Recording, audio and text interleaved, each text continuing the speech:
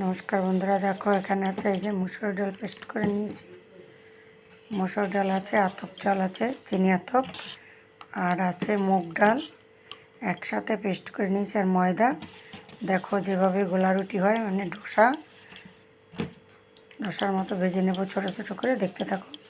এখানে লবণ দিয়েছি আর কাঁচা লঙ্কা একসাথে পেস্ট করে দিয়েছি ঝাল ঝাল। কড়াই বসিয়ে দিয়েছি, এই যে দেখো তেল ব্রাশ করে নিলাম একটু। এই দেখো সুন্দর করে ভেজে নিচ্ছি ভালো করে।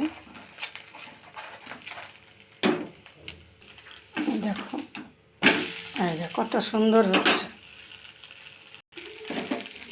এইভাবে আমি সবগুলো ভেজে নেব। আর এটাই দেখো বন্ধুরা, দুটো ডিম দিয়েছি, ভালো করে ফেটিয়ে নিয়েছি। আগে এমনি ভেজে নিলাম কিছুটা, আর এখন কাঁচা লঙ্কা সব কিছু ধনেপাতা দিয়ে ভাজবো।